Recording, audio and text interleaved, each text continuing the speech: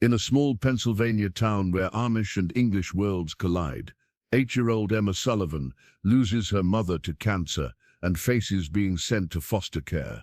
Her desperate plea at her mother's funeral catches the attention of Sarah Miller, a young Amish widow struggling with her own grief and the strict rules of her community. When Sarah makes a shocking decision that defies her community's expectations, two broken hearts from different worlds must navigate loss, love, and the true meaning of family. But Sarah's choice comes with a price that will test the limits of faith, tradition, and the courage to follow one's heart.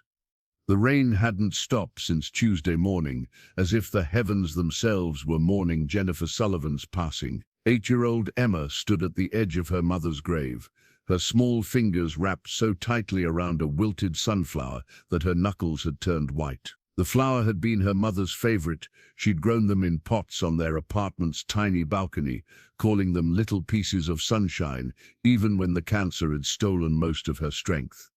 "Emma, sweetheart, it's time to go." Patterson from Child Services touched her shoulder gently, but Emma jerked away, her sneakers squelching in the mud.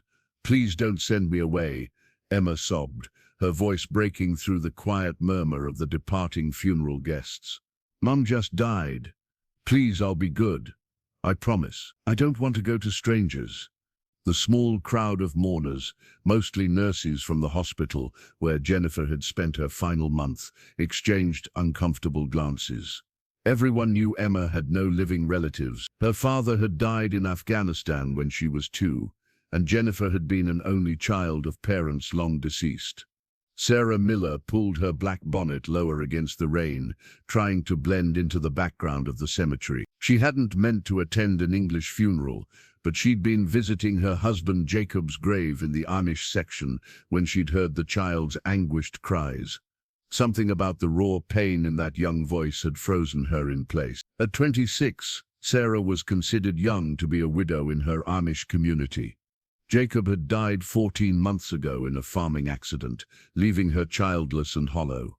The elders had been patient with her grief, but lately the pressure to remarry had intensified. Samuel Yoder, a widower with 4 children, had already asked to court her twice.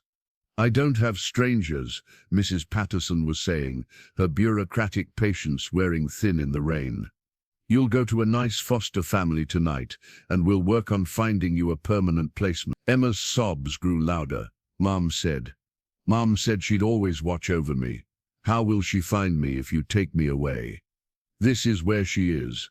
Sarah's heart clenched. She remembered saying almost the same words after Jacob's funeral, refusing to leave the graveside until her father had practically carried her home.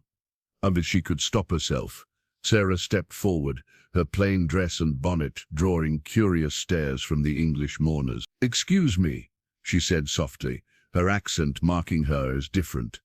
"The child, she is alone." Mrs. Patterson looked startled. "I'm sorry, are you family?" "No, Sarah hesitated, aware she was crossing a line her community wouldn't understand. "I heard her crying. It is not right, taking a child from her mother's grave like this." Emma looked up at Sarah with red-rimmed eyes. "My mom's not really gone, is she? She's just sleeping for a long time, right?" Sarah knelt in the mud, not caring about her dress. "Your mama is with God now, but you are right. She watches over you. The English have a saying, yes? Love never dies. The Amish lady is right," Emma said to Mrs. Patterson, wiping her nose with her sleeve. "Can she take me instead? She seems nice." Mrs. Patterson sighed. "That's not how this works, sweetheart. This woman isn't a licensed foster parent. There are procedures, background checks." "I own a farm," Sarah interrupted, surprising herself with her boldness. "The child could stay there, temporarily, while you do your procedures." The social worker shook her head. "Ma'am, I appreciate the gesture, but you don't understand. The Amish don't typically. We take care of children," Sarah said firmly. "It is our way. No child should be alone when grieving." Rev. Michael Thompson, who had performed the service, stepped forward. "Miss Patterson, perhaps we could discuss this somewhere dry." The child is soaked through. They move to the small chapel entrance, Emma clinging to Sarah's hand as if it were a lifeline.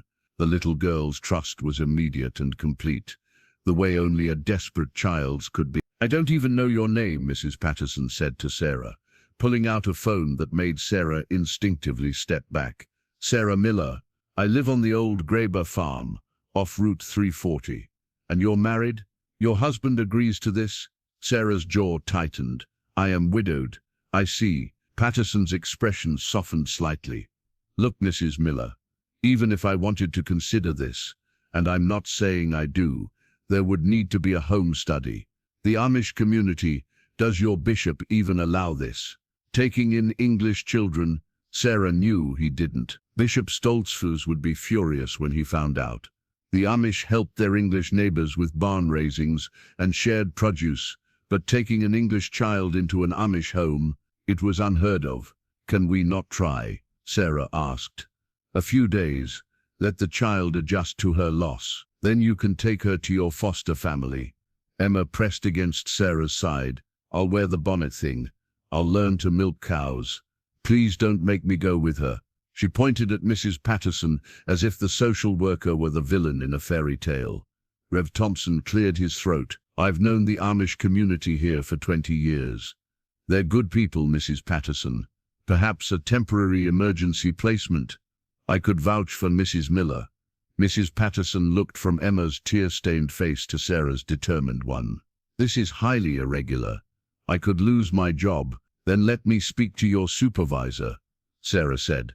"We have a saying, wo Liebe ist, da ist Gott. Where there is love, there is God. This child needs love now, not paperwork." Something in Sarah's voice must have reached the social worker. She pulled out her phone again. "I'm calling my supervisor. If, and this is a big if, she agrees to a temporary emergency placement, it would only be for 72 hours while we expedite a proper home study. You'd have to agree to supervision visits." Sarah nodded, though the thought of English officials visiting her farm made her stomach turn. What was she doing? Her parents would be mortified. The entire community would gossip. But when she looked down at Emma's hopeful face, she couldn't back away. 20 minutes later, after heated phone conversations and hastily signed paperwork that Sarah barely understood, Mrs. Patterson reluctantly agreed to a 3-day emergency placement. "I'll be by tomorrow morning to check on things," she warned. "If there's any sign that this isn't working, any sign at all, Emma comes with me immediately." Sarah nodded, then looked down at Emma. "You will need to get your things, yes?" Emma shook her head. "Mom and I were staying at the shelter. All I have is in here." She held up a small purple backpack covered in unicorn stickers. Sarah's heart broke a little more. She'd assumed the child had a home, possessions, something of her mother's to hold on to. "Then we go," Sarah said simply, taking Emma's hand. As they walked toward Sarah's buggy, Emma asked quietly, "Are you an angel? Mom said angels would watch over me." "No, child, just someone who understands what it means to lose everything." The ride to Sarah's farm was quiet, except for the rhythmic clip-clop of her horse, Buttercup, on the wet asphalt. Emma sat pressed against Sarah's side, occasionally hiccuping from crying so hard. The English world fell away as they turned onto the dirt road leading to Sarah's farm. 30 acres of rolling fields with a modest white farmhouse and a large red barn. "It's like a picture book," Emma whispered, the first hint of something other than grief crossing her face. "It is home," Sarah said simply, though she wondered how long she could offer that word to this lost English child. As she helped Emma down from the buggy, Sarah saw her nearest neighbor, Martha Byler, watching from her porch. By evening, the entire community would know what she'd done. By tomorrow, Bishop Stoltzfus would surely pay her a visit. But tonight, there was a grieving child who needed supper and a warm bed. "Come," Sarah said, leading Emma inside.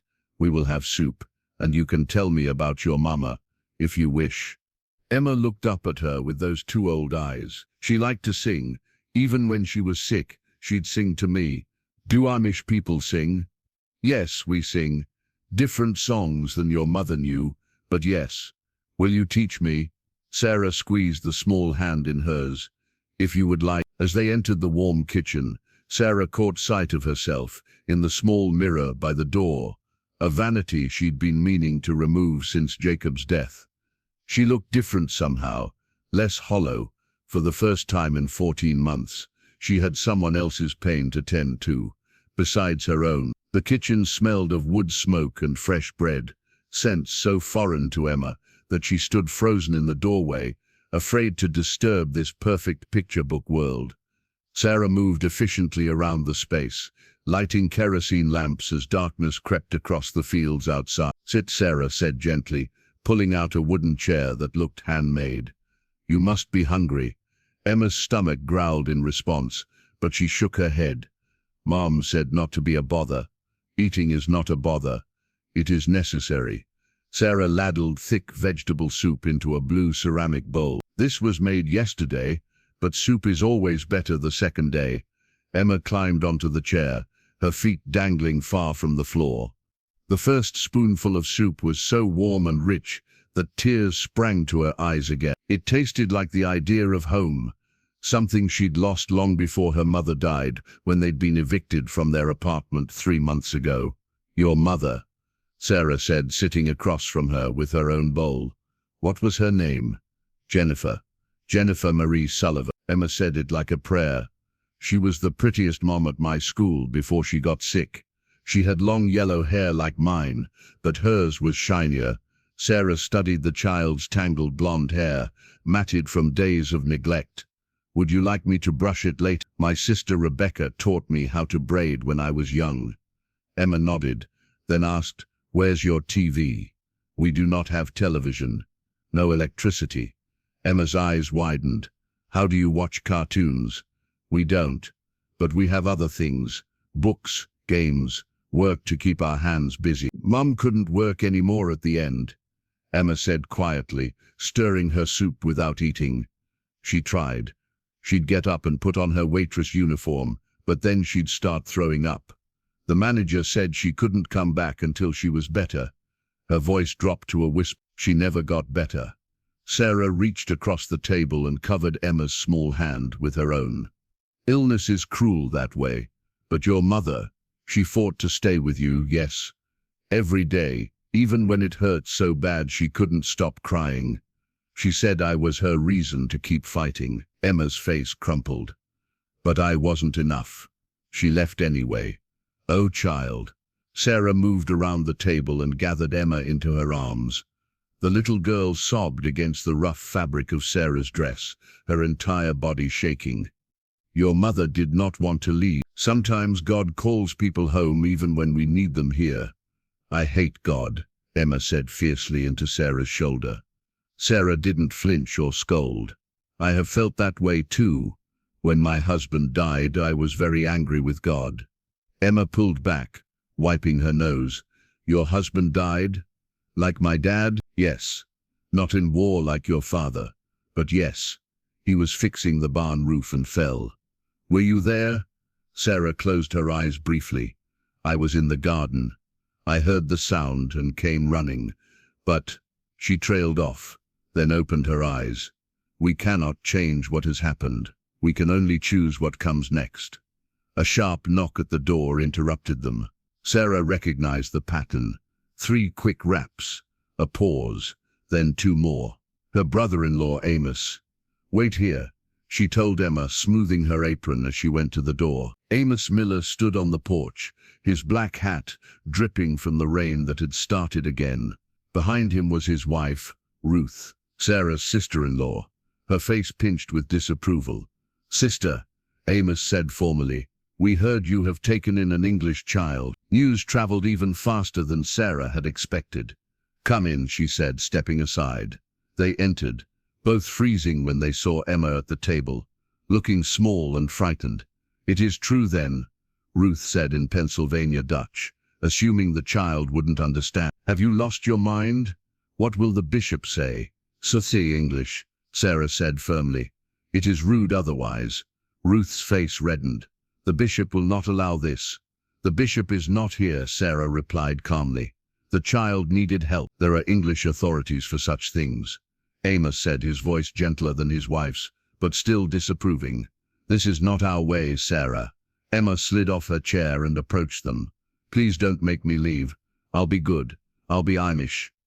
She pulled one of Sarah's spare bonnets from a peg by the door and put it on backwards, the strings dangling in her face.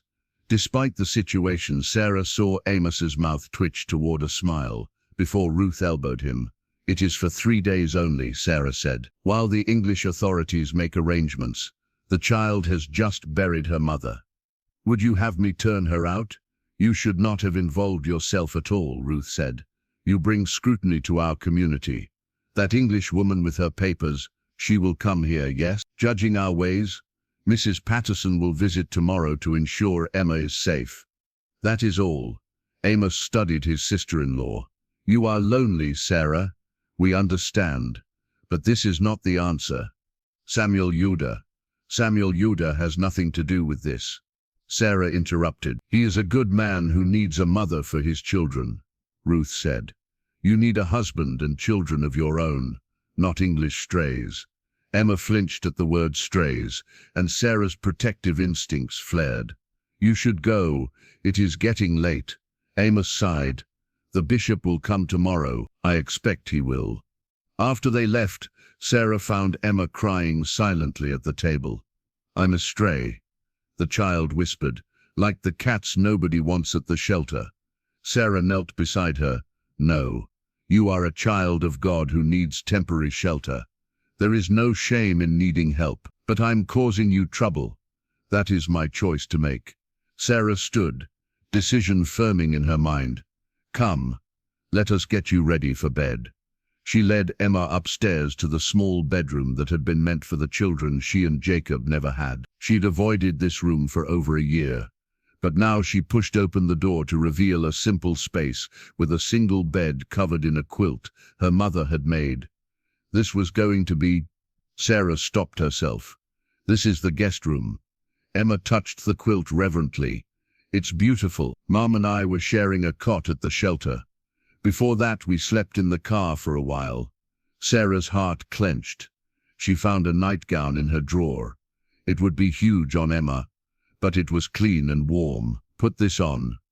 I will brush your hair. As Sarah worked through the tangles in Emma's hair, the child began to talk. Stories poured out about her mother's 3 jobs before the cancer, about the free lunch program at school, about the librarian who let them stay inside on cold days, about watching her mother get thinner and weaker while insisting everything would be okay. She lied a lot at the end, Emma said matter-of-factly. Not mean lies. Lies to make me feel better, like saying she wasn't hungry so I could have her food, or that she wasn't cold when I had the only blanket. Sarah's hands stilled in Emma's now smooth hair. Those were not lies. Those were love. Is that why you're helping me? Love? Sarah considered the question. I do not know you well enough to love you yet, but I remember being scared and alone, and someone helped me. Now I help you. Emma turned to face her. Will you tell me about your husband? Mum used to tell me stories about Dad every night. Sarah rarely spoke of Jacob to anyone, but something about this child's earnest face loosened her tongue. He was tall, she began, sitting on the edge of the bed. Very tall, with hands that could fix anything. He was building this room when he died. See the crown molding? He carved that himself. It's pretty, Emma said, lying back on the pillow. Did he make you laugh? Yes. He was not supposed to. We are meant to be plain and serious. But Jacob, he had a way of finding joy in small things. A perfectly ripe tomato. A calf learning to walk. The way I hummed while cooking. Mum found joy in small things too, Emma said sleepily. She said it was free to be happy about little stuff. Sarah pulled the quilt up to Emma's chin. Your mother was wise. Will you stay until I fall asleep? Mum always did. Sarah hesitated. There were still animals to tend to, preparations for tomorrow's inevitable confrontation with the bishop. But the child's eyes held such fear of being abandoned. I will stay, she said, settling into the chair beside the bed. Emma's hand snaked out from under the quilt and grasped Sarah's. "Sarah, do you think my mom and your husband are friends in heaven? Perhaps they are. I hope so. Then neither of them is lonely." Within minutes, Emma's breathing deepened into sleep. Sarah sat in the darkness, holding the small hand, and prayed in both English and German, for wisdom, for strength, and for this child who had stumbled into her life at the exact moment she'd thought she had nothing left to give. A sound from outside made her tense. Through the window she could see lanterns moving between the farms. The news was spreading, being discussed in kitchens throughout the community.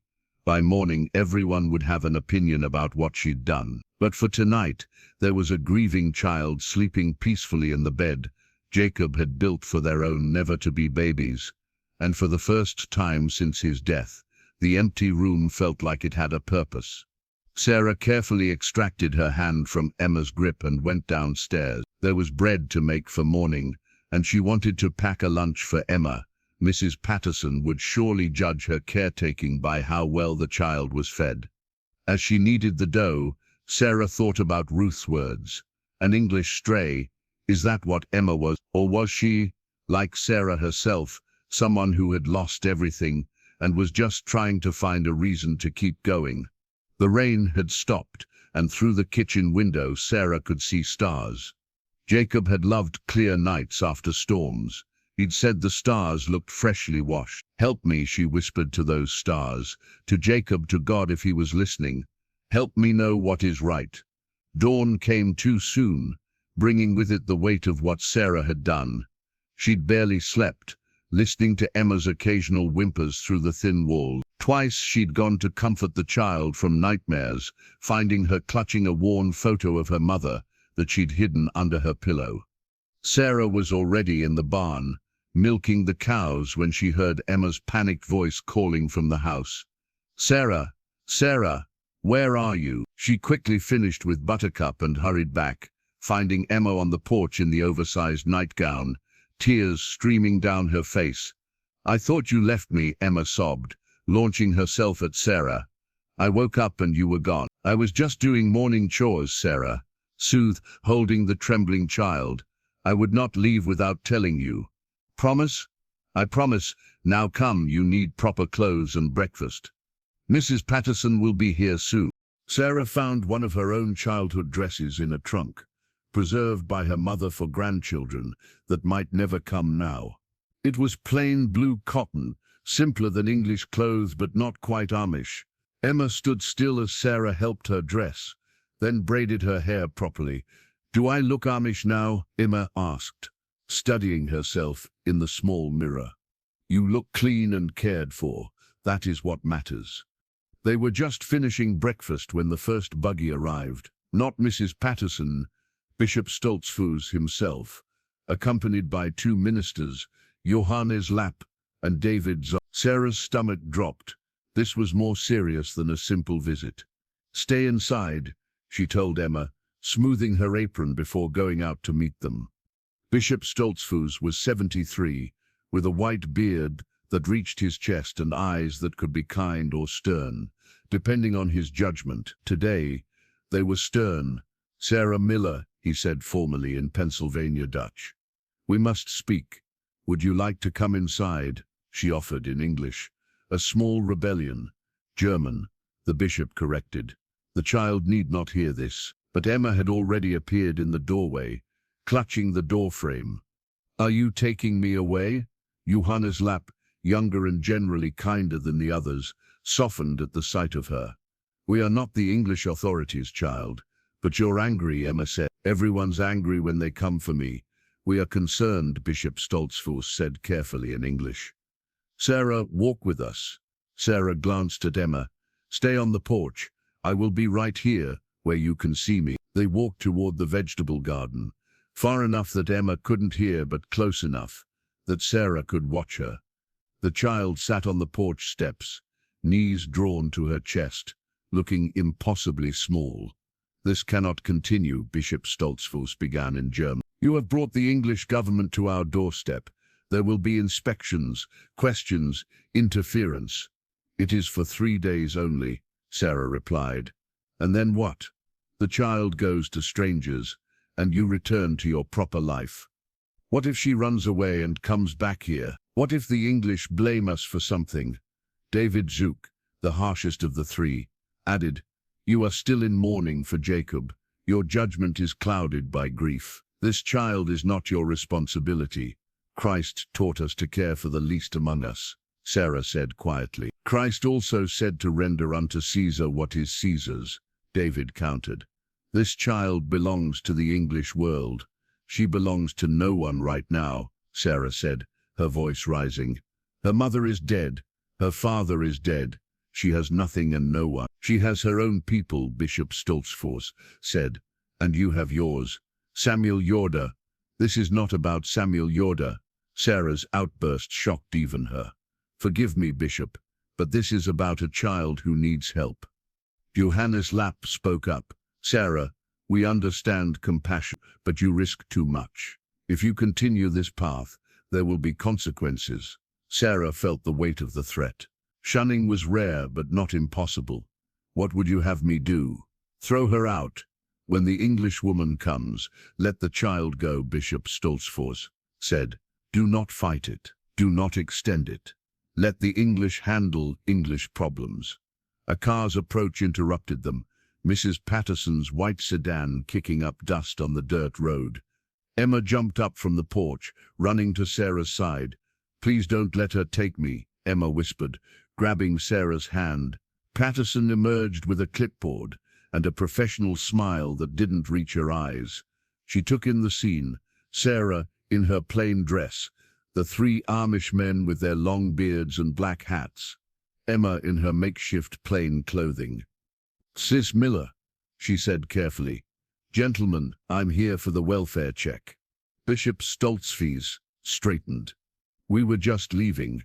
In German he added to Sarah, "Remember what I said. Do not shame our community." After the men left, Mrs. Patterson's expression hardened. "Are they pressuring you? Because if you're being coerced." "No," Sarah said quickly. "They are concerned, but the decision is mine. May I come in? I need to see where Emma slept. Check the living conditions." The inspection was thorough and humiliating. Miss Patterson photographed everything with her phone: the outdoor bathroom, the pump kitchen sink, the wood stove. She questioned the lack of electricity, the absence of a telephone, the distance to the nearest hospital. "What if there's an emergency?" she asked. "We help each other," Sarah said simply. "Someone is always close enough to help." Emma followed them anxiously, occasionally offering helpful comments like "the bed is really soft," and "Sarah makes good soup."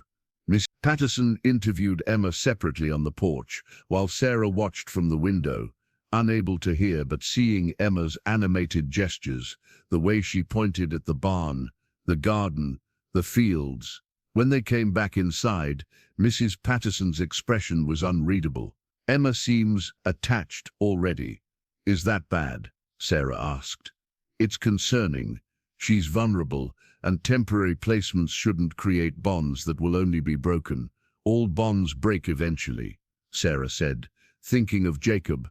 "That does not mean they should not be formed." Mrs. Patterson made more notes. "I've expedited the foster family search. The Hendersons in Lancaster have an opening.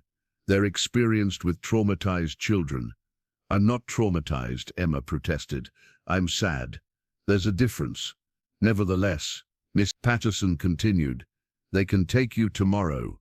"Tomorrow?" Emma's voice pitched high, but Sarah said 3 days. That was the maximum, not a guarantee. Mrs. Patterson's phone buzzed. She glanced at it and frowned. "I need to take this. I'll be right back." She stepped outside, leaving Sarah and Emma alone. "You said 3 days," Emma repeated. Betrayed. "You promised." "I said up to 3 days." "I am sorry, Emma. I thought, you're just like everyone else. You pretend to care, and then you send me away." Emma ran upstairs, slamming the door to the guest room. Sarah stood frozen, remembering Jacob's mother saying similar words when Sarah had suggested selling some of the farm equipment after his death. Everyone leaves. Everyone betrays. It was the grief talking, but that didn't make it hurt less. Mrs. Patterson returned looking harried. There's been a situation. The Hendersons had a family emergency. Their biological daughter was in an accident. They can't take Emma. So she stays? Sarah asked. For now, I'm working on alternatives, but with the weekend coming, she paused, studying Sarah. This is temporary, Mrs. Miller. Please don't let her think otherwise.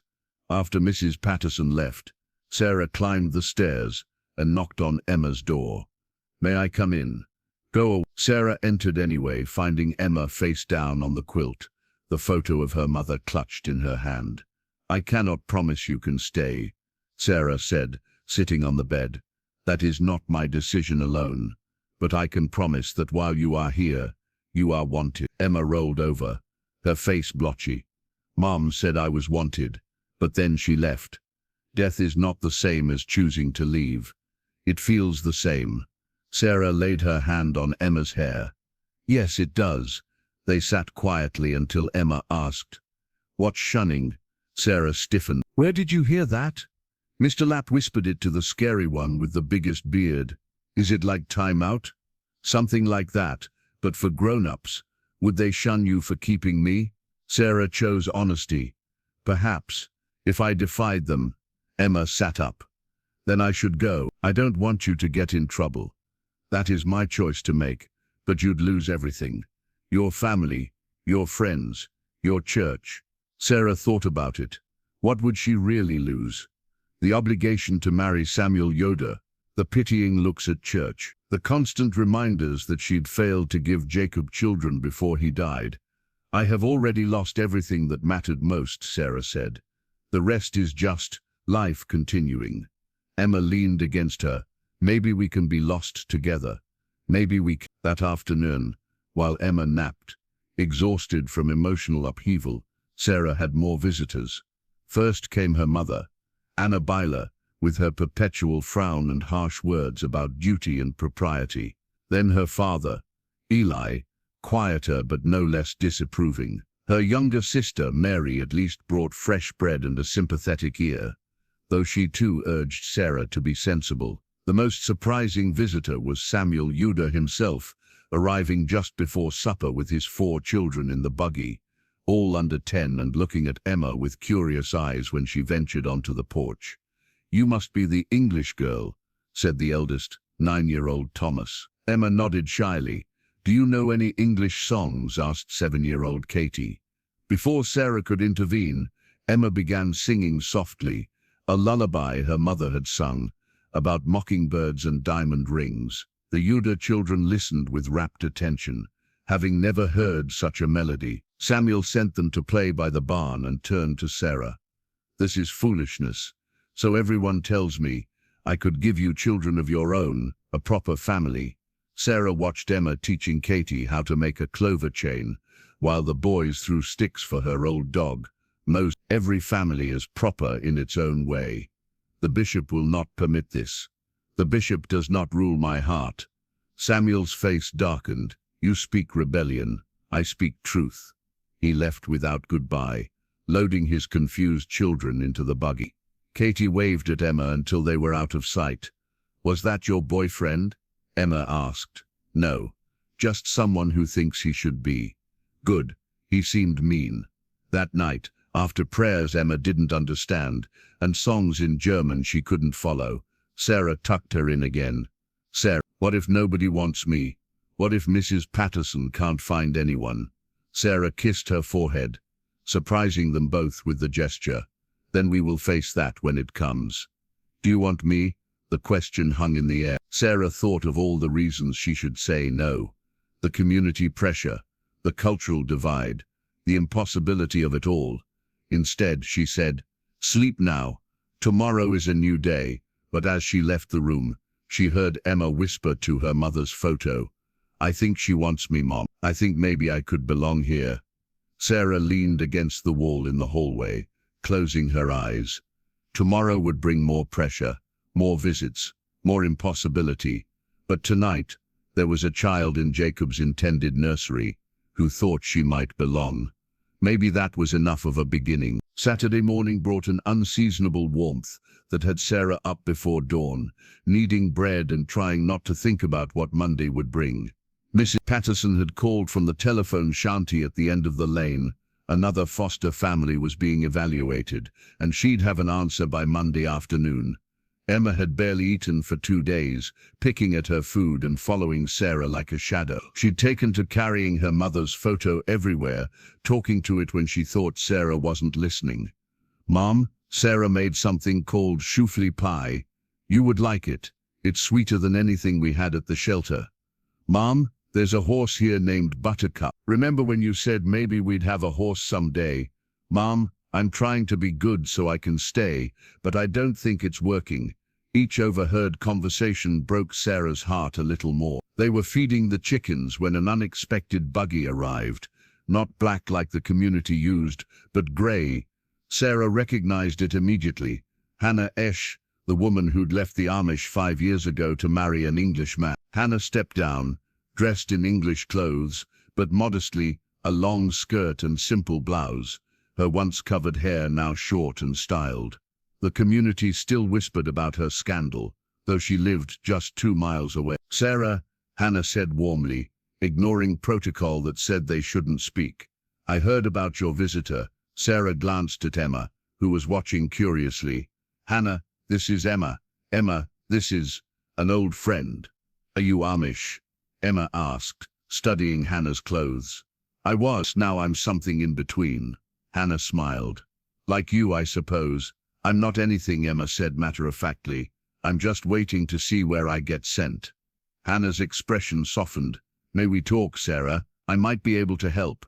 Sarah hesitated. Speaking with Hannah was not forbidden exactly, but it was deeply frowned upon. Then again, she'd already crossed so many lines.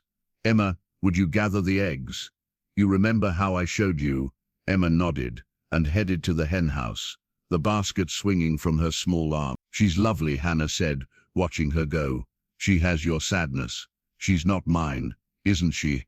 Hannah sat on the porch steps, patting the spot beside her.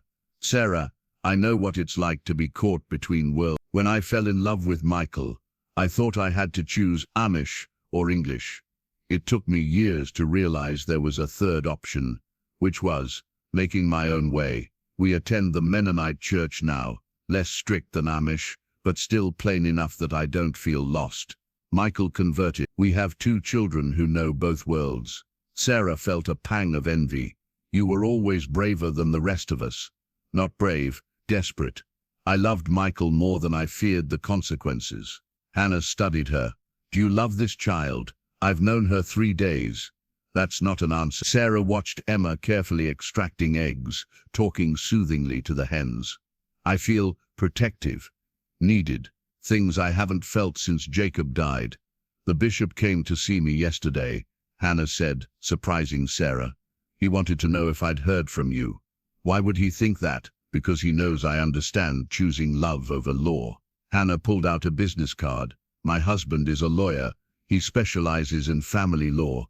If you want to fight for her, really fight, he can help." Sarah took the card with trembling fingers. "The community would never forgive me." "The community will barely forgive you now. I've been watching, Sarah. You go through the motions, but you died with Jacob. This child has brought you back to life. Even if I wanted to, I don't understand English law, and I have no money for lawyers. Michael would do it pro bono. He has a soft spot for children in need." Hannah stood. "The Mennonite Church has a program for fostering English children. You could convert, become licensed, do this properly. Leave the Amish." The words felt foreign in Sarah's mouth. "Not leave. Transition. There's a difference." Emma returned with the eggs, several broken. "The red hen pecked me," she announced, showing a small wound on her hand. Sarah immediately went into caretaking mode, cleaning the cut and applying salve while Hannah watched with knowing eyes. "Think about it," Hannah said, preparing to leave. "My number is on the card. We have electricity," she added with a small smile. After she left, Emma asked, "Why did she stop being Amish?" "For love," Sarah said simply. "Did everyone get mad?" "Yes. But she looks happy." Sarah considered this. Hannah did look happy. lighter somehow, as if she'd set down a burden she'd been carrying too long. That afternoon, while Emma napped, Sarah did something she hadn't done in months. She opened the chest where she kept Jacob's things. His work shirt still smelled faintly of hay and sunshine. His Bible marked with passages about children being blessings from God. The small wooden cradle he'd started carving when they'd first married, optimistic about the family they'd have. At the bottom was something she'd almost forgotten, a letter Jacob had written her before their wedding, when such things were permitted during courtship. "My dearest Sarah," it read in his careful hand, "I promise to love you in whatever way God shapes our lives. If we have 10 children or none, if we prosper or struggle, if we live long or short lives together. My love is not conditional on the life we expect, but on the life we receive." Sarah pressed the letter to her chest and wept. For Jacob, for the children they never had, for Emma losing her mother, for all the broken hearts trying to keep beating. She was still crying when she heard Emma's scream from upstairs. Sarah ran, finding Emma thrashing in the guest bed, caught in a nightmare. "Mom, Mom, don't go. Please don't go. I'll be better. I promise." "Emma, wake up," Sarah said, gathering the child against her. "It's a dream. You're safe." Emma's eyes flew open, wild and unfocused. She was leaving. She was walking away and wouldn't turn around. "It was just a dream." "No, it's real. She did leave. She left me alone." Emma sobbed against Sarah's shoulder. "Everyone says it's better she's not suffering. But what about me? I'm suffering. Doesn't that count?" "It counts," Sarah whispered, rocking her. "Your pain counts. I want my mom. I know. I want your mom." Sarah pulled back. "What? I want a mom. Any mom. Someone who won't leave." Emma's face was fierce with grief. "Is that bad? Am I bad for already wanting another mom?" "No, child. You're not bad. You're human." They stayed like that until Emma's sobs quieted to hiccups. Then, in a small voice, she asked, "Do you want a daughter?" Sarah's breath caught. "I wanted children, yes. But do you want me?" Before Sarah could answer, they heard another buggy approaching. This time it was multiple buggies, at least 3. Sarah's heart sank. This felt official. "Stay here," she told Emma, but the child followed her downstairs anyway. Outside, Bishop Stoltzfus had returned with what looked like half the church elders, but surprisingly Martha Byler was with them, and she was arguing. "It's unconscionable," Martha was saying in German. "The child has done nothing wrong." "The child is not the issue," Bishop Stoltzfus replied. "Sarah's defiance is the issue." Sarah stepped onto the porch, Emma behind her. "Bishop, we have made a decision," he announced. "You have until tomorrow morning to return the child to the English authorities. If you refuse, you will be placed under the ban." Shunning. The word hung in the air like a threat. "She's a child," Sarah said quietly. "She's their child," David Zook said harshly. "Not ours. Never ours." Emma stepped forward, surprising everyone. "I can hear you, you know. My mom taught me some German. She said it was good to know languages." The elders looked uncomfortable. They'd assumed she couldn't understand. "You want to punish Sarah for helping me," Emma continued, her 8-year-old voice steady. "My mom said that's called being a bully. Even if you're old and wear funny hats, you're still bullies." "Emma, no," Sarah said, but there was no stopping her. "Sarah's the only person who's been nice to me since Mom died. She gave me food and a bed, and she held me when I cried. If God doesn't like that, then maybe you're praying to the wrong God." The silence was deafening. Then Martha Byler did something unexpected. She laughed. "The child has a point. Martha," Bishop Stoltzfus. "No, I will speak." Martha stepped forward. "My own grandmother was English before she converted. She was an orphan taken in by an Amish family. Have we forgotten our own history?" "That was different," David Zook protested. "How? Because it was long ago? Because we've decided to close our hearts now?" Martha moved to stand beside Sarah. "If you shun Sarah for this, you'll have to shun me too." Jonas King, another elder, spoke up. "And me. My nephew was raised English for 10 years before coming to us." "And us," said Timothy and Ruth Fisher, a younger couple. Christ said, "Suffer the little children." Bishop Stoltzfus looked around at the growing dissent in his ranks.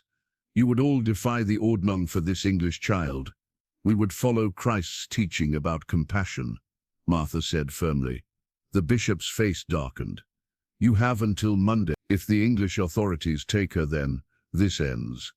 If Sarah fights to keep her, she faces the consequences alone." He looked at the dissenters. "All of you should think carefully about your choices." After they left, Martha lingered. "That was brave, child," she told Emma. "I wasn't brave, I was mad." "Sometimes they're the same thing." Martha turned to Sarah. "Hannah Esch visited me after she left your farm. She told me about the Mennonite option." Sarah's eyes widened. "You spoke with Hannah?" "I speak with many people the bishop wouldn't approve of. I'm old enough not to care." Martha pulled out a small cloth bag. "This is my egg money. It's not much, but if you need it for legal fees—" "Martha, I can't." "You can and you will. That child needs a home. You need a purpose. God's hand is clear in this, even if the bishop can't see it." That evening, Sarah made a decision. After Emma was asleep, she walked to the phone shanty and, with shaking fingers, dialed Hannah's number. "Sarah," Hannah answered, sounding unsurprised. "Tell me about the Mennonite church." Sarah said, "Tell me about your lawyer husband. Tell me how to keep her." Sunday morning dawned, grey and conflicted, matching Sarah's mood perfectly. She dressed Emma in the little blue dress again, braiding her hair carefully while the child sat unnaturally still. "Are we going to your church?" Emma asked. "No, we're going somewhere else today." Sarah had made her choice during the sleepless night. She dressed in her best dress, still plain but her newest one, and hitched Buttercup to the buggy. The Mennonite church was only 4 miles away, but it might as well have been in another country. As they traveled, Emma asked, "Are you scared?" "Terrified," Sarah admitted. "Me too. But Mom said being scared and doing it anyway is what courage means." "Your mother was wise. She was a waitress," Emma said, as if the two things couldn't coexist. The Mennonite church was larger than Sarah expected, with electricity and even a parking lot alongside the buggy shelter. Hannah was waiting at the entrance, her husband Michael beside her, a tall man with kind eyes and prematurely grey hair. "You came," Hannah said, embracing Sarah in a way that would have been too forward in the Amish community. "This is Emma," Sarah said, her hand protective on the child's shoulder. Michael knelt to Emma's level. "I hear you need some help." "I need a home," Emma said bluntly. "Can you do that?" "Nays, I'm going to try my best." The service was different, similar enough to feel familiar, but relaxed enough that Sarah could breathe. The hymns were in English, the sermon was about redemption and second chances, and no one stared at Emma like she was an oddity. Afterward, the minister, Paul Hoffman, invited them to his office. He was younger than Bishop Stoltzfus, with a gentle manner that put Emma at ease. "Hannah has told me your situation," he said. "We've had several members foster English children. It's a calling some are led to." "But I'm still Amish," Sarah said. "Are you?" he asked gently. "Or are you seeking a new path?" "I don't know what I am anymore." "That's a perfectly acceptable answer." He smiled at Emma, who was drawing on paper he'd provided. "What matters is what you want to become." Michael spread legal documents on the desk. "I've been researching since Hannah called. Emma's case is unusual. No living relatives, mother died intestate, without a will. Technically, she's a ward of the state. So they can send her anywhere?" Sarah asked. "Unless someone petitions for guardianship. The process usually takes months and favors blood relatives or established foster families. But there's precedent for emergency guardianship in cases where a bond has formed and removal would cause trauma." "We've only known each other 4 days," Sarah said. Emma looked up from her drawing. "My mom fell in love with my dad in 2 days," she said. "When you know, you know." Michael smiled. From the mouths of babes. He turned serious. "Sarah, if you want to pursue this, you need to know it won't be easy. The state will scrutinize everything, your finances, your home, your ability to provide education, medical care.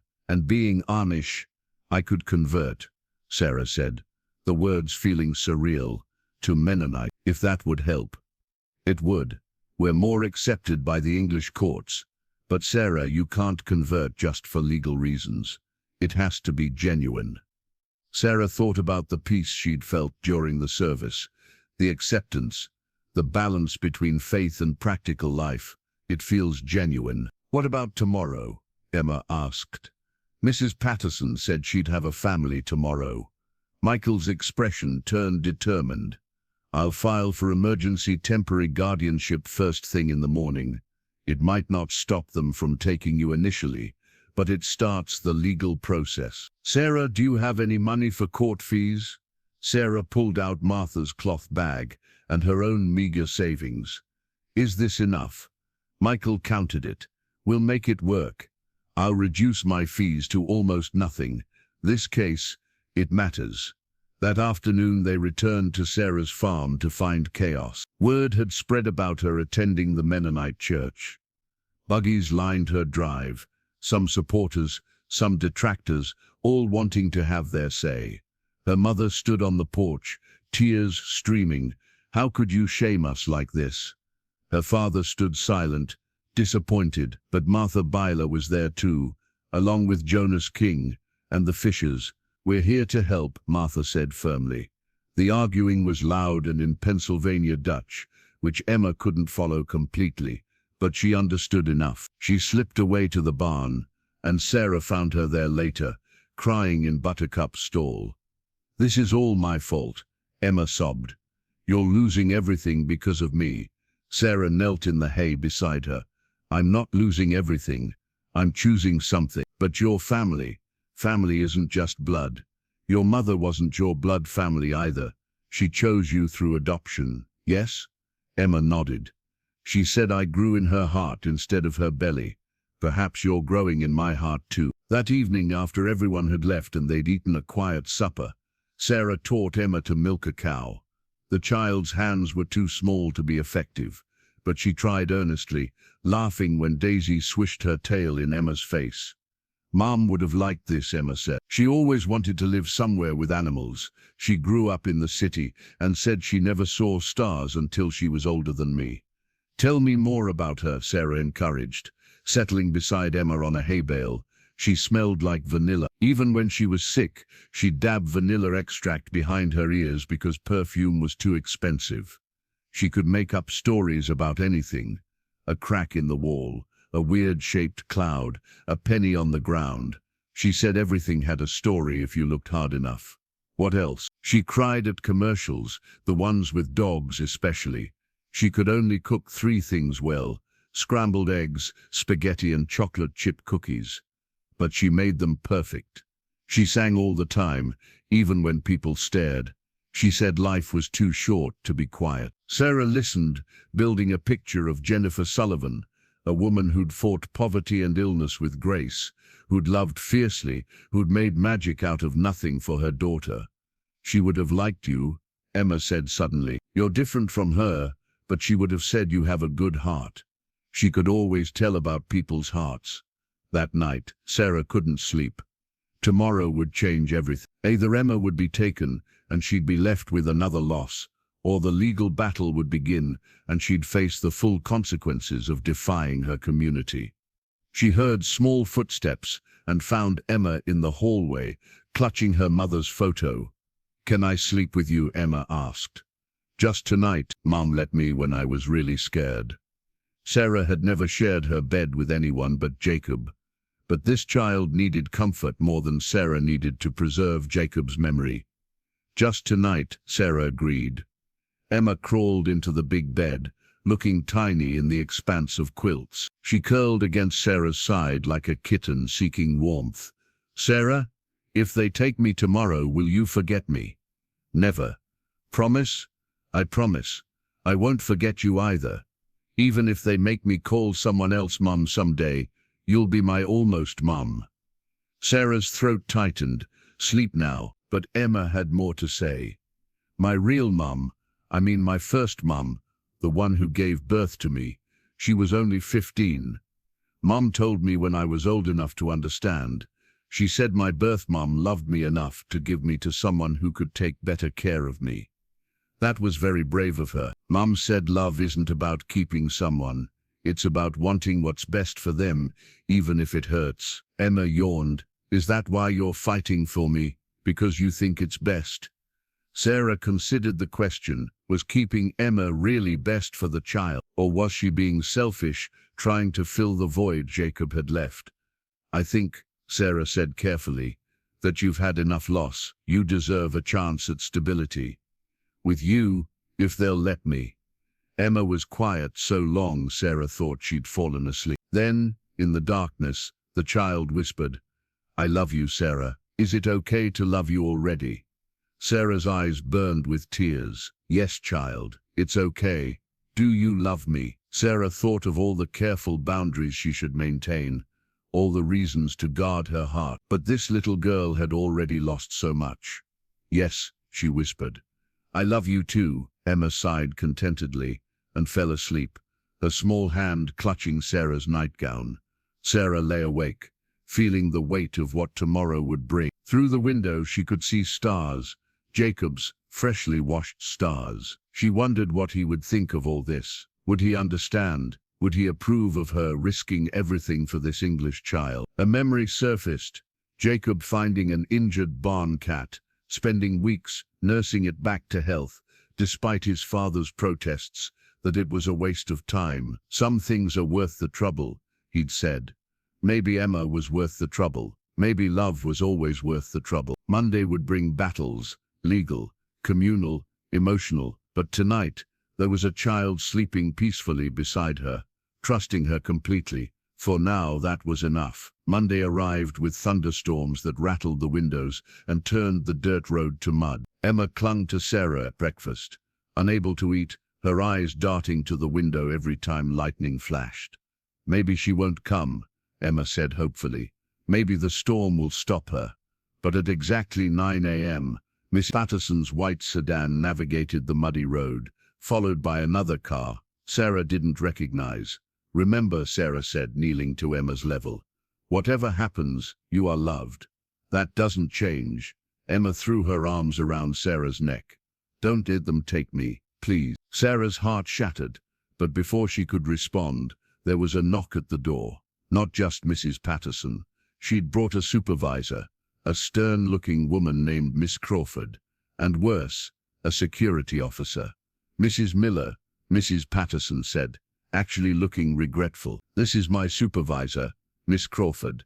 We're here to transport Emma to her new placement.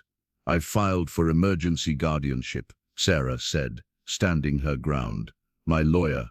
Your lawyer has no standing, Miss Crawford interrupted.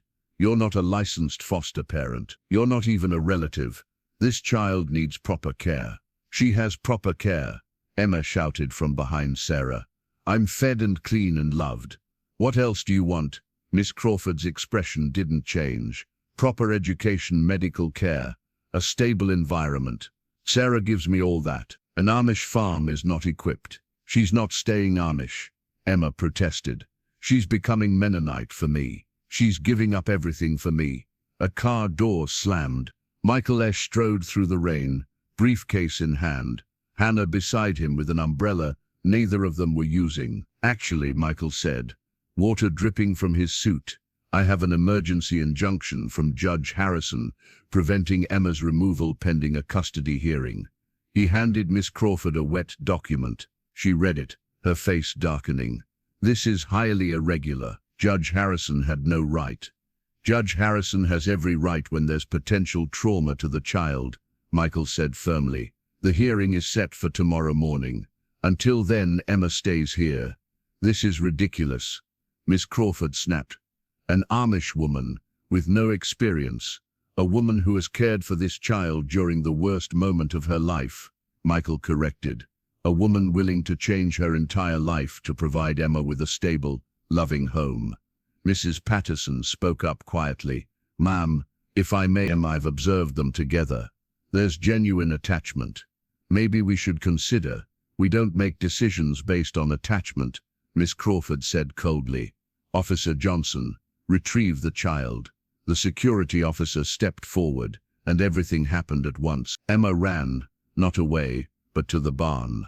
Sarah followed, along with everyone else. They found her in Buttercup's stall, arms wrapped around the horse's leg. "You can't make me," she sobbed. "I'll run away. I'll keep running until I find my way back here." "Emma," Miss Peterson said gently, "you're making this harder." "Good, it should be hard. You're taking me from the only person who's hugged me since Mom died." Sarah stepped into the stall, ignoring Miss Crawford's protests. She knelt beside Emma in the... "Listen to me," she said softly, in the German Emma had been learning. "Be brave. Go with them for now. You're giving up?" Emma's voice broke. "Never.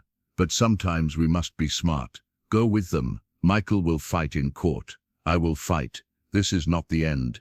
You promise?" "I promise I will do everything I can." Emma threw herself at Sarah, sobbing. "Tell them about Mom. Tell them she chose you." "She did, I know she did. She sent me to you."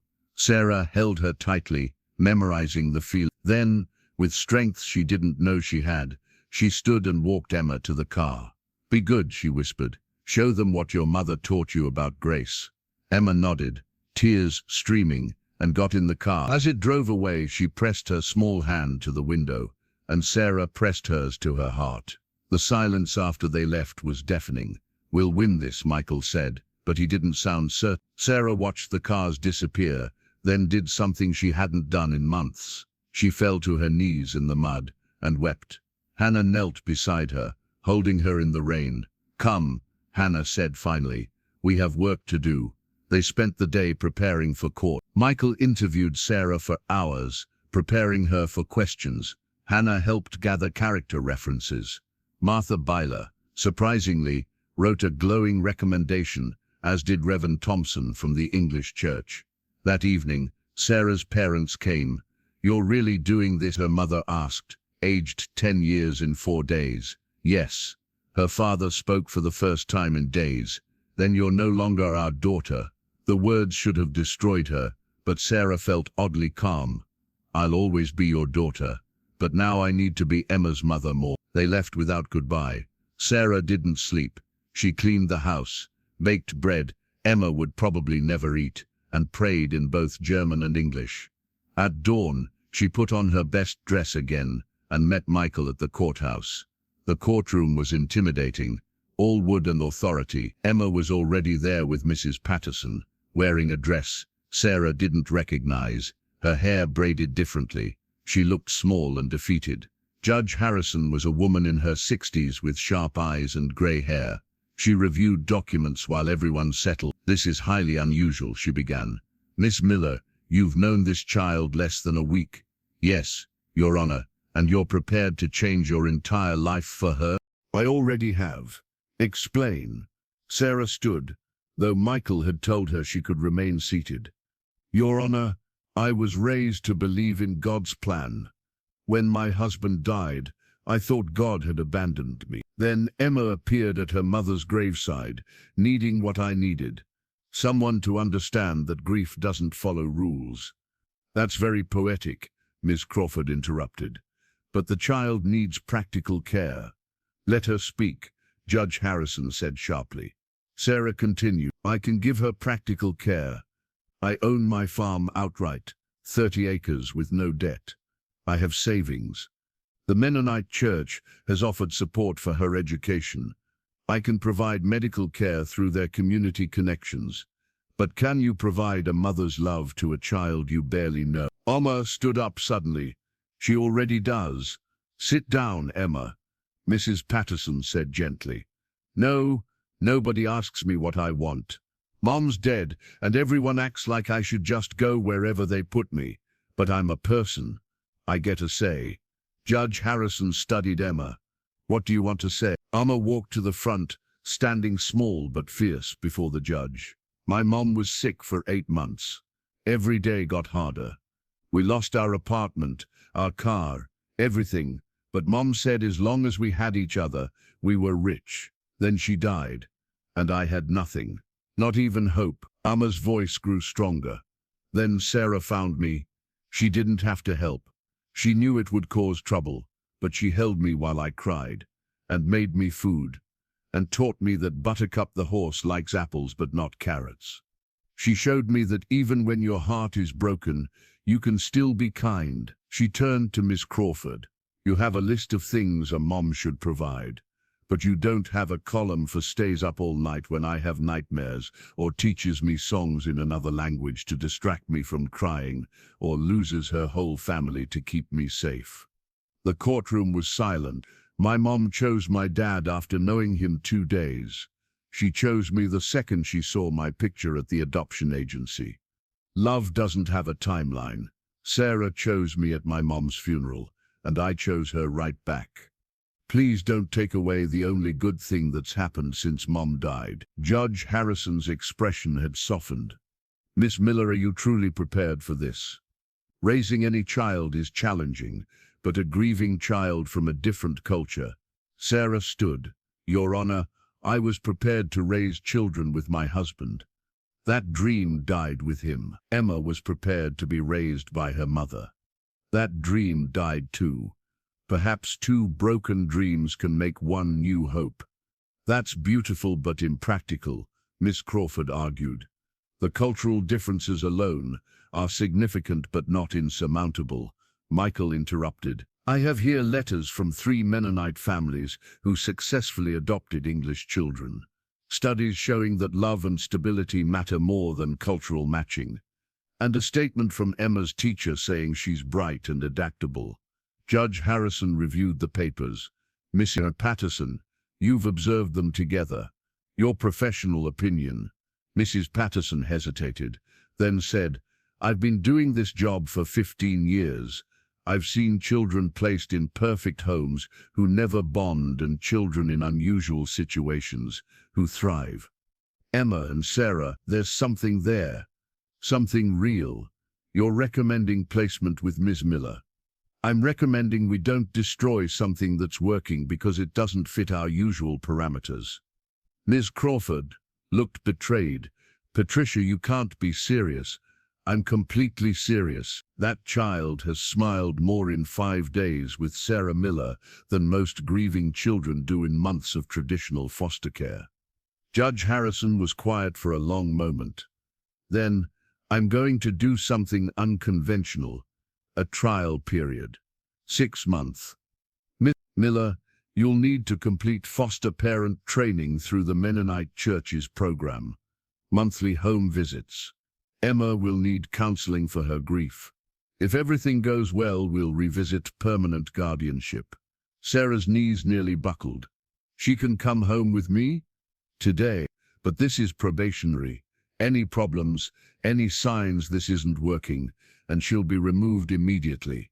Emma ran to Sarah, jumping into her arms. We won? We really won? For now, Sarah whispered, holding her tightly. We won for now. As they left the courthouse, Emma chattering excitedly about telling Buttercup the good news, Sarah saw a familiar figure by the door. Bishop Stoltzfus, looking older than his years. You've made your choice, he said in German. Yes. The ban will be announced Sunday. Sarah shifted Emma to her hip, feeling the child's weight like an anchor. I understand. Do you? You'll lose everything. Sarah looked at Emma, who was watching the bishop with suspicious eyes. I've already lost everything once, Bishop. I survived, and now I've gained something worth any loss. He walked away without another word. Was that the mean man with the biggest beard? Emma asked. Yes. Are you sad? Sarah considered. Was she sad? She'd lost her community, her family, her entire way of life, but Emma was humming against her shoulder. Some English song about sunshine, and for the first time in over a year, Sarah felt purposeful. No, she said truthfully, I'm not sad, I'm free. The first week of their provisional life together was harder than Sarah had anticipated. Emma had nightmares every night, waking screaming for her mother. Sarah would find her sleepwalking, searching the house while calling Mum. Mum, where are you? On Thursday night, Sarah woke to find Emma's bed empty. Panic seized her as she searched the house, finally finding the child in the basement, curled behind the water heater.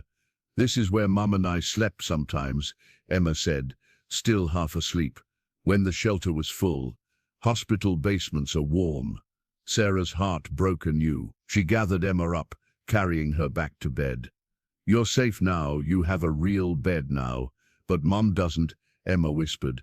"She's cold in the ground." Sarah had no answer for that truth. The Mennonite church embraced them both. Pastor Hoffman's wife, Linda, ran the foster parent training program and fast-tracked Sarah's certification. 3 evenings a week, Sarah studied child development, trauma response and legal responsibilities, while Emma did homework at the same table. "You're learning to be a mom," Emma observed one evening. "From books." "Your mother didn't have books?" "No," she said, "she just loved me and figured it out as she went." "I'm trying to do both," Sarah admitted. The shunning was official now. Sarah's parents didn't just avoid her.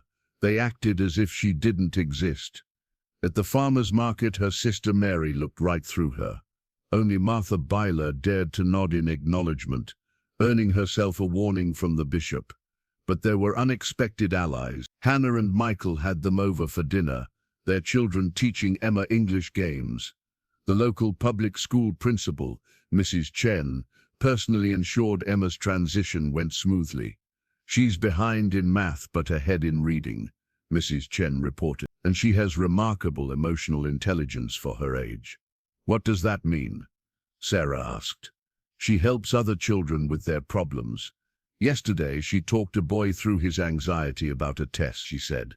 "My mom taught me that scared is just your brain trying to keep you safe, but sometimes you have to tell your brain you've got this." Sarah smiled. Even gone, Jennifer Sullivan was still mothering through her daughter. The first home visit from Miss Patterson went well until Emma showed her the journal she'd been keeping. "It's letters to Mom," Emma explained. "Sarah said I could write to her, even if she can't write back." Mrs. Patterson read a few entries, her eyes misting. "These are beautiful, Emma." "This one's about Sarah," Emma said, pointing. "Dear Mom, Sarah made your banana pancake recipe. I told her how you always made them on Saturdays when you weren't working. She's not as good at flipping them as you, but she's learning. I think you'd be friends." October arrived with brilliant leaves and cooler nights. Sarah had fully converted to the Mennonite church, finding peace in the middle ground between her strict upbringing and the English world. She wore simpler dresses now, had gotten a telephone for emergencies, and was learning to use the computer at the library for Emma's school needs. One afternoon, Emma came home from school crying. "Susie Baker said I'm not Sarah's real daughter. She said real daughters look like their mom." Sarah was washing dishes but stopped, drying her hands slowly. "Come here." Emma climbed into her lap, something she'd started doing more often. "Do you know what adoption is? That's how Mom got me." "Yes, and it's how I'm hoping to get you permanent." "But Emma, adoption doesn't make you less real. It makes you chosen. Your mother chose you. I'm choosing you. But we don't look alike." "No, you have sunshine hair and sky eyes. I have earth hair and grass eyes. But look." Sarah held out her hand, and Emma placed hers against it. "We both have long fingers. Good for piano, my mother used to say." "You have a piano?" "No, but we could get one. A small one." Emma brightened. "Mom always wanted me to learn piano, but lessons were expensive." That weekend, Sarah surprised Emma, using money from selling some of Jacob's tools she'd been saving for the sons they'd never had. She bought an old upright piano from a Mennonite family whose children had grown. Emma's joy was incandescent. She hugged the piano. Actually hugged it, then hugged Sarah so hard they both nearly fell over.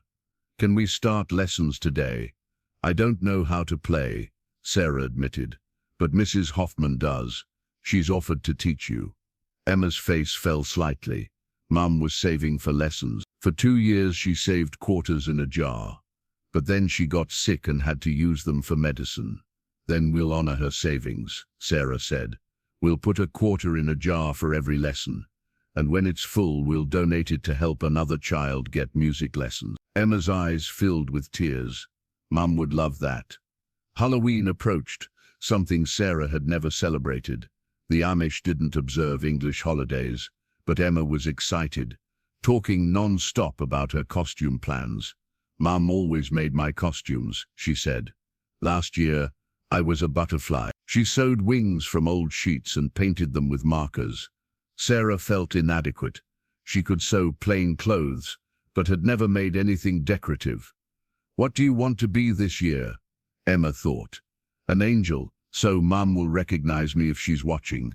Sarah's throat tightened. "We'll make you the best angel costume."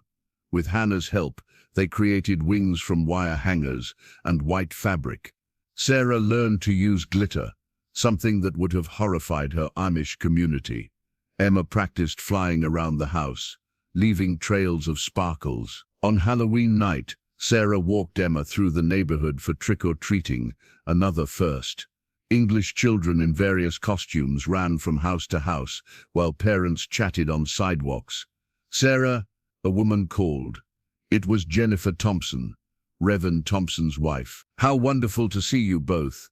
Other parents were welcoming too, including Sarah naturally in their conversations about school and children. For the first time, she felt part of the English community rather than an observer. At one house, an elderly woman studied Emma's angel costume. "Beautiful angel," she said, then looked at Sarah. "You're the Amish woman who took in the orphan." "Former Amish," Sarah corrected, "and Emma's not an orphan anymore. She's my daughter." Emma beamed, chocolate smeared on her face. "Yeah, I'm her daughter." The woman smiled. "Good for you both." Walking home, Emma's candy bag heavy, she slipped her free hand into Sarah's. "Sarah, can I tell you a secret?" "Always. Sometimes I forget Mum's voice." "I try to remember, but it's getting fuzzy." Sarah squeezed her hand. "That's normal. Voices fade, but love doesn't. I don't want to forget her." "You won't. She lives in how you help others, how you're brave, how you find joy in small things. Every good thing you do carries her forward." Emma was quiet. "Then, is it okay that sometimes you feel more like my mom than a memory does?" Sarah stopped walking. The question was huge, holding grief and growth, loss and love. "I think," Sarah said carefully, "your mother would want you to feel loved and safe. If I can give you that, then yes, it's okay. I love you, Sarah." "I love you too, Emma." November brought the first hard frost, and Emma's first report card. All A's and B's except for a C in math. "Mum would be proud," Emma said, staring at the paper. "She always said I was smart." "You are smart." "Susie Baker gets all A's." "Susie Baker isn't learning to live in a new world while grieving." "You're doing remarkably well." Mrs. Patterson's November visit included observing them together for a full day. She watched Sarah help with homework, make dinner together, do evening chores. "You move like a team," she observed, "like you've been together for years." At bedtime, Emma insisted Mrs. Patterson see their routine. Sarah read from a book. They were working through Anne of Green Gables, about another orphan finding home. Then Emma said prayers that were part English, part German, entirely unique. "Dear God and Mom," she began, as always, "thank you for today. Thank you for Sarah teaching me to make bread. Thank you for Buttercup not stepping on my foot. Please help Mom not be lonely in heaven. Please help Sarah's family forgive her. Please let me stay here forever. Amen."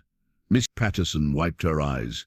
In her report she would write, "Child is thriving. Placement should be made permanent." But that was still 3 months away, and Sarah had learned that nothing was certain. One night, Emma asked, "What happens if they say no? If the judge says you can't keep me?" Sarah had wondered the same thing, late at night when fear crept in. "Then we'll have had these months together. That's more than some people get. That's not enough." "No," Sarah agreed. They were building a life together piece by piece. Piano lessons, homework help, inside jokes about Buttercup's expressions. Emma was teaching Sarah English songs while Sarah taught Emma German prayers. They were creating something new, neither fully Amish nor English but uniquely theirs. The community watched, some supportive, others skeptical. But Sarah didn't care about their opinions anymore. She cared about the child who'd started calling her Mama Sarah when she was happy, who left drawings on her pillow, who was slowly learning to smile again. December arrived with a blizzard that trapped them indoors for 3 days. Sarah taught Emma to knit while snow piled against the windows, and Emma told stories her mother used to invent during long nights at the shelter. She made up this whole world called Sparkleton, where everything was made of light, Emma said, her needles clacking awkwardly. When things got really bad, she'd say we were just visiting the dark world, but Sparkleton was our real home. Sarah's own needles still. You miss her most during the quiet times. Yeah. When I'm busy at school or playing, I sometimes forget she's gone. Then I remember and it hurts all over again. They were interrupted by a knock at the door. Strange, given the weather. Sarah opened it to find a woman she'd never seen before, professionally dressed, despite the snow, with calculating eyes and Emma's exact chin. "I'm looking for Emma Sullivan," the woman said. Sarah's protective instincts flared. "Who are you?" "Diana Morrison. I'm Emma's biological aunt." The needles fell from Emma's hands, clattering on the floor. "Mom said I didn't have any family left." Diana's smile was cold. "Your mother and I hadn't spoken in years. I've been living in California. I just learned about Jennifer's death." "How?" Sarah asked, not moving from the doorway. "I hired a private investigator. I've been having some financial difficulties. Then I remembered my sister had a child." Emma stood behind Sarah, trembling. "Mom never mentioned you. Like I said, we weren't close. But blood is blood, right? I'm here to take you home where you belong." "I belong here," Emma said firmly. Diana's eyes narrowed. "We'll see what the courts say about that. An aunt surely has more rights than some random Amish woman." "Former Amish," Sarah corrected. "And I have temporary guardianship." Temporary being the key word. Diana looked around the simple farmhouse with disdain. "My niece deserves better than this backward life." "Get out," Sarah said quietly. "I'll be back with a lawyer." Diana handed Sarah a business card. "Tell my niece to pack. She's coming home with family." After she left, Emma collapsed into Sarah's arms. "She can't take me, can she? Mom never talked about her. There must be a reason." Sarah held her tightly, but her mind was racing. A biological relative could complicate everything. She called Michael immediately. His voice was grim. "This is bad, Sarah. Courts favor biological family." "When's the hearing?" She didn't say. "I'll find out. Don't let Emma out of your sight." The next days were tense. Emma barely ate, jumping at every car that passed. She started sleeping in Sarah's bed again, afraid Diana would take her in the night. Michael's research revealed troubling information. Diana Morrison had a criminal record, fraud, theft, 2 DUIs, but she also had a clever lawyer arguing that she'd reformed, that she'd been estranged from Jennifer due to a misunderstanding, that she wanted to honor her sister's memory by raising her daughter. "It's about money," Michael said bluntly. Emma's father had military death benefits that have been accumulating in a trust. Diana can't touch it, but as Emma's guardian, she'd control it. "How much?" Sarah asked. "About $200,000. Sarah felt sick. "Emma's worth so much more than money. To you, not to Diana Morrison." The hearing was set for December 20th, just before Christmas. Emma grew quieter as the date approached, spending hours writing in her journal to her mother. "Dear Mom," Sarah saw one entry. "Why didn't you tell me about Diana? Were you protecting me? Please help the judge see that Sarah is my real family now." 3 days before the hearing, Emma disappeared. Sarah had been in the barn for just 10 minutes, but when she returned, the house was empty. Emma's coat and boots were gone. In fresh snow, small footprints led toward the woods. Panic consumed Sarah. She ran, following the tracks, calling Emma's name. The Mennonite community mobilized. Within an hour, dozens were searching. Even some Amish, defying the shunning, joined the search. Martha Beyle arrived with her sons, ignoring Bishop Stoltzfus's rules. "A child is missing," Martha said simply. "God's law supersedes man's." They found Emma 3 hours later in an old maple sugar shack, half frozen, clutching her mother's photo. "I was going to find Mom," she said through chattering teeth. "If I was with Mom, nobody could fight over me." Sarah wrapped her in her coat, carrying her home. "Oh, Emma, your mother wants you alive, but everyone's fighting because of me. Diana doesn't even want me, she wants Dad's money. You lost your family because of me, everything's broken because of me." "No, sweet girl, things were broken before. You're the one fixing us."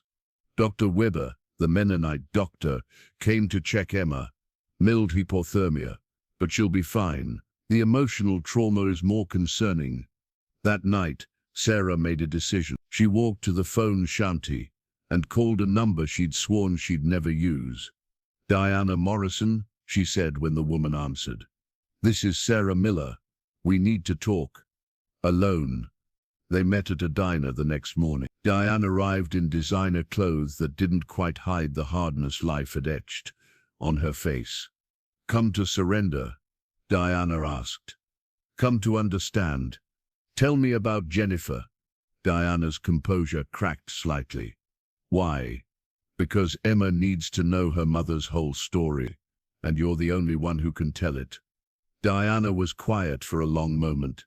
Jen was the good one, sweet, optimistic, always believing things would work out. "I was the screw-up. When our parents died, she was 18. I was 21. I was supposed to take care of her. What happened? I stole the inheritance, gambled it away. Jen forgave me. She always forgave me, but I couldn't forgive myself.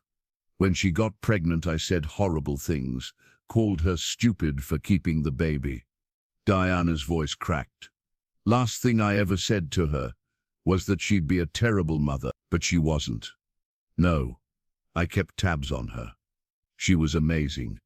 Even sick, even struggling, she was the mother I could never be." Diana looked up. "I don't really want Emma. I'm not maternal, but I need that money." Sarah pulled out a checkbook. "How much to make you go away?" "You don't have. I have the farm.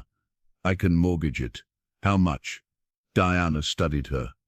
"You'd lose your home for her. I'd lose everything for her." Diana was silent for a long time. Then, $50,000. Cash. "And I disappear forever." Sarah's hands shook as she wrote the check. Most of her savings, the farm equipment fund. Everything liquid she had. "If you come back, I won't. Despite what you think, I do have some conscience. Jen would want Emma with someone who loves her." Diana stood, pocketing the check. "Tell Emma, tell her that her mother was the best person I knew, and that staying away is the only good thing I can do for her." At the hearing, Diana Morrison didn't show. "Your Honor," her lawyer said, clearly frustrated, "my client has withdrawn her petition." Judge Harrison looked suspicious. "Why?" "She says she's reconsidered. She believes Emma is where she belongs." Emma grabbed Sarah's hand so tight it hurt. "Really? She's not taking me?" The judge studied them both, then Michael's folder of evidence about Diana's criminal history, then Mrs. Patterson's glowing reports. "Mrs. Miller," Judge Harrison said finally, "the 6-month trial period has been successful, but abbreviated due to circumstances. I'm concerned about approving permanent guardianship so quickly." Sarah's heart sank. "However," the judge continued, "sometimes the law must bend to serve justice. Emma, would you like to address the court?" Emma stood, steady this time. "Your Honor, I know you have rules about time and proper procedures, but time is weird when you're a kid. 6 months feels like forever when you're scared, but it feels like a second when you're happy. I've been happy with Sarah for 3 months, scared without my mom for longer. Please don't make me scared again." "What makes you happy with Sarah?" Emma thought. She sings German lullabies when I can't sleep. She learned to make Mom's banana pancakes. She bought a piano with her husband's tool money because Mom wanted me to have lessons. She gave up her whole community for me. She was just as alone as me, and now neither of us is alone. That's what family means, choosing each other when everything else falls apart. Judge Harrison's eyes were soft. Sarah Miller, this court grants you permanent legal guardianship of Emma Sullivan, with the option to proceed with formal adoption when you feel ready. Emma flew into Sarah's arms, both of them crying. Around them the Mennonite community erupted in quiet celebration. Even Mrs. Patterson was wiping her eyes. "We won?" Emma whispered. "Really won? Forever? Forever?" Sarah confirmed. Christmas morning came bright and cold. Sarah had never celebrated Christmas properly. The Amish observed it simply. But Emma needed traditions, so Sarah learned. A small tree decorated with paper angels. Emma made presents wrapped in fabric, since Sarah didn't have wrapping paper. Hot chocolate made on the wood stove. Emma gave Sarah a journal. "For your thoughts. Mom always said writing helps when feelings are too big." Sarah gave Emma a locket with 2 pictures, Jennifer on one side, Sarah and Emma together on the other. "So you have both moms with you," Sarah explained. Emma put it on immediately. "Sarah, can I ask you something huge? Anything. Could I call you Mom sometimes? Not replacing my first mom, but you're my mom too now." Sarah pulled Emma close. "I would be honored." That afternoon, as Emma played piano, she was learning Silent Night. There was a knock. Sarah opened the door to find her sister Mary, bonnet covered in snow. "I can't stay," Mary said quickly, "but Mother wanted you to have this." She handed Sarah a quilt, the one their grandmother had made, with the tree of life pattern. "Mary, she also said she's praying for you. Both of you. She can't say it publicly, but she's proud of you for following your heart." Mary hugged Sarah quickly, then fled before she could be seen. Sarah stood in the doorway, holding the quilt, watching her sister disappear into the snowy afternoon. Inside, Emma was playing piano, hitting wrong notes but trying earnestly. "Mum, Sarah," Emma called, "come sing with me." Sarah closed the door on her old world and walked toward her new one, where a little girl with sunshine hair was making imperfect music that sounded like home. Spring came late that year, but when it arrived, it transformed the farm into a paradise of green and gold. Emma had been with Sarah for almost a year now, and the sharp edges of grief had softened into something bearable, like sea glass worn smooth by time. They were planting the garden when Emma suddenly said, "Today's the day." Sarah looked up from the tomato seedlings. "What day?" "The day Mom died, 1 year ago today." Sarah had known but hadn't wanted to remind Emma if she'd forgotten. "How do you want to spend it?" Emma considered, dirt smudged on her cheek. "Can we visit her? I haven't been back since the funeral." They drove to the cemetery in Sarah's newly purchased used car, a necessity she'd finally accepted for Emma's school activities and medical appointments. Emma held a bouquet of wildflowers from their meadow. The grave had a proper headstone now, paid for by the community fundraiser the Mennonite church had quietly organized. "Jennifer Marie Sullivan, beloved mother, your love lives on." Emma traced the letters with her finger. "Hi, Mom. I brought Sarah. Well, you've met her. She's my other mom now. I hope that's okay." She laid the flowers down carefully. "I'm learning piano like you wanted, and I got an A in reading. Math is still hard, but Sarah helps me every night. We live on a farm now with a horse and chickens, and everything smells like grass and sunshine." Sarah stood back, letting Emma have her moment. "I still miss you," Emma continued, tears flowing freely. "Every day, but it doesn't hurt as much." Sarah says that's normal, that love stretches to hold both happiness and sadness. I think she's right. I love you, Mom, forever and always. As they walked back to the car, Emma slipped her hand into Sarah's. "Do you think she'd be happy that I'm happy? I think she'd be grateful you're loved and safe." "Sarah, Will you tell me about the day you met Jacob? I told you about Mom meeting Dad. Sarah rarely talked about Jacob anymore, but Emma deserved to know. It was at a barn raising. I was 16, serving lemonade. He was 20, working on the roof beams. He nearly fell trying to watch me instead of his work. Emma giggled. That's romantic. His father didn't think so. He got quite the lecture about focus and safety. Did you love him right away? No. Love grew slowly, like these tomato plants. First interest, then friendship, then something deeper. Is that how you love me? Slowly growing, Sarah considered. No, you were different. You were a lightning strike, sudden, brilliant, changing everything in an instant. That evening they had unexpected visitors. Rev Thompson and his wife arrived with a younger woman. Sarah didn't recognize. This is Melissa Harrison, Rev Thompson explained. She works with the state's adoption services. Emma immediately tensed. Did I do something wrong?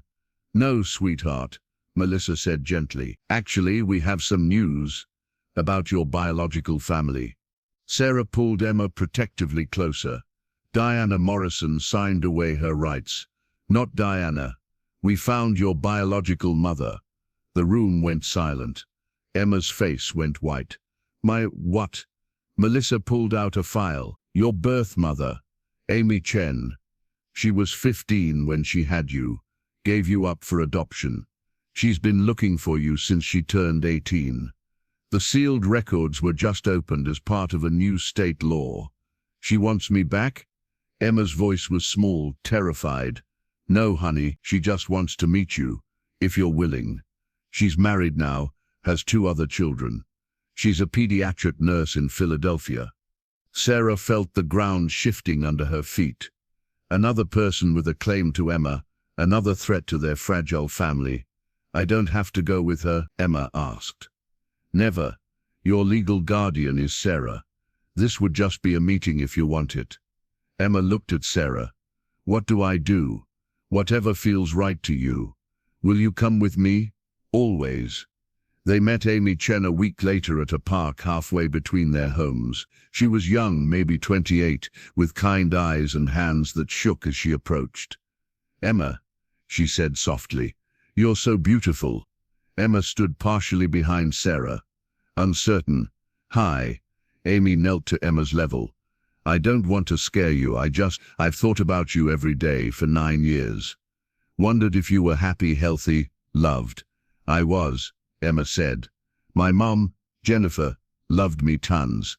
And now Sarah loves me too. I'm so glad. Amy looked up at Sarah. Thank you for taking care of her. She takes care of me too, Sarah said. They sat on a bench, Amy keeping respectful distance. Can I tell you why I gave you up? Emma nodded. I was 15, scared, alone. My parents wanted me to not have you, but I loved you already. So I found Jennifer and Tom Sullivan. They couldn't have babies, and they had so much love to give. I chose them specifically. Jennifer was a kindergarten teacher then. Tom was a veteran. They seemed perfect. They were, Emma said softly, until Dad died. Then Mom got sick. I know, I've kept track. From a distance, I wanted to reach out when Jennifer got sick, but the adoption was closed. I couldn't. Amy pulled out an envelope. I wrote you letters every birthday. I couldn't send them, but I wrote them. Emma took the envelope with trembling hands. All of them? Every year, plus Christmas, Easter, and sometimes just because. Emma looked at Sarah, who nodded encouragement. She opened one letter at random. Dear Emma, today you're 6.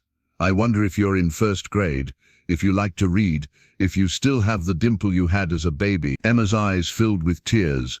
You really thought about me? Every single day. But Emma, I need you to understand. I'm not trying to be your mom. You had a wonderful mom in Jennifer, and you have Sarah now. I just wanted you to know you were never unwanted. You were so loved that I gave you to people who could love you better. Emma suddenly hugged Amy, quick and fierce, then retreated to Sarah's side. Thank you for choosing the Sullivans, for letting me exist. Amy was crying now. Can we maybe write? Just let. Emma looked at Sarah, who nodded. I'd like that. As they drove home, Emma was quiet. Finally she said, I have 3 moms. How do you feel about that? Lucky. Some kids don't even have one. That summer the adoption was finalized. Emma officially became Emma Sullivan Miller, keeping both names to honor both mothers. The Mennonite church threw a celebration that even drew a few rebellious Amish, including Martha Byler, who had finally officially left to join the Mennonites herself. Change comes slowly, Martha told Sarah, but it comes. Emma thrived in her stability. Her grades improved, her piano playing progressed, and she started making friends. She still had sad days, especially on Jennifer's birthday, but she'd learned to carry grief and joy together. One evening in August, as they sat on the porch watching fireflies, Emma said, Mom, Sarah, I want to do something for other kids like me. What do you mean? Kids who lost their parents. Kids in shelters. Can we help them? Sarah's heart swelled. Jennifer's compassion lived on in her daughter. What did you have in mind? Maybe we could foster other kids. Not forever, but until they find their forever families. We have room, and I could teach them about the animals and show them it gets better. Sarah thought about their journey, the pain, the fear, the legal battles, the community rejection. Then she thought about the joy of Emma calling her mom, the peace of their evening readings, the simple happiness of their shared life. We could try, Sarah said, 1 child at a time. Emma beamed. Mom would love that. Jennifer, Mom, I mean. She always said the best way to heal your own hurt is to help someone else with theirs. Fall arrived with spectacular colors. Emma was a year older, a year stronger, a year more secure in her place in the world. She still wrote letters to Jennifer in her journal, but now they were filled with daily joy rather than desperate grief. Dear Mom, Sarah and I are fostering a little boy named Marcus. He's 5 and scared of everything, but he loves Buttercup. I'm teaching him to be brave. Sarah had never imagined this life.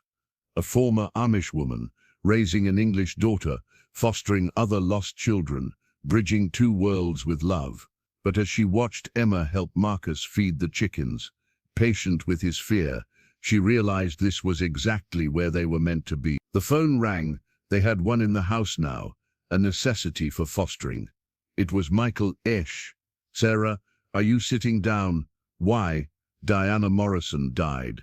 Car accident in California. Sarah felt nothing, not relief, not sadness, just acknowledgement. Does Emma need to know? There's more. She left something for Emma. A letter, and she never cashed your check. Sarah's breath caught. What?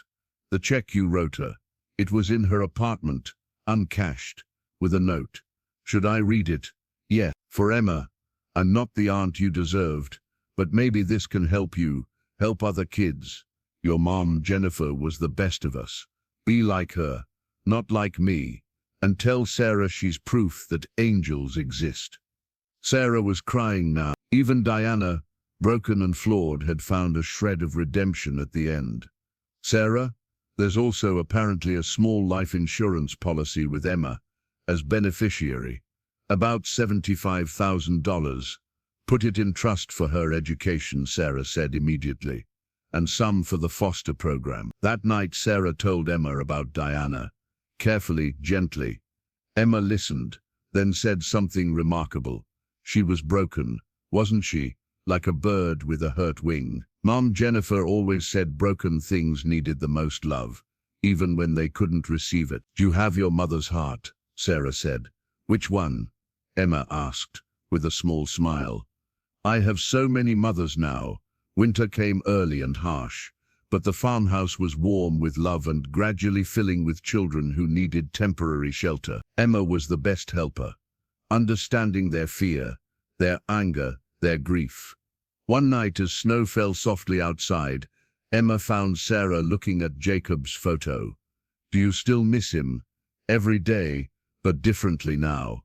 I miss what we had, but I don't wish to go backward anymore. Because of me, because of us, because of who we've become together.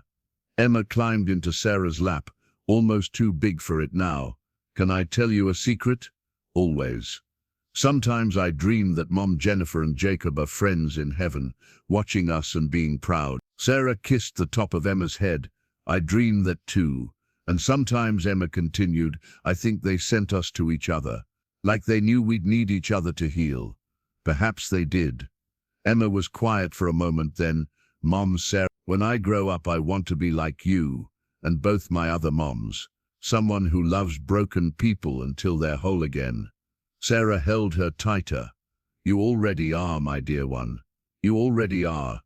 As the snow continued to fall, Sarah thought about the journey that had brought them here. A grieving Amish widow and a desperate English orphan, finding each other at a funeral, choosing each other despite every obstacle. Tomorrow would bring new challenges, more foster children, community obligations, the ongoing balance of two worlds. But tonight, there was peace. Tonight, there was a daughter teaching her mother German Christmas carols, while cookies baked in the oven. Tonight, there was completion. The old Sarah had died with Jacob. The new Sarah had been born the moment Emma wept at her mother's grave. And this Sarah, mother, protector, bridge between worlds, was exactly who she was meant to be.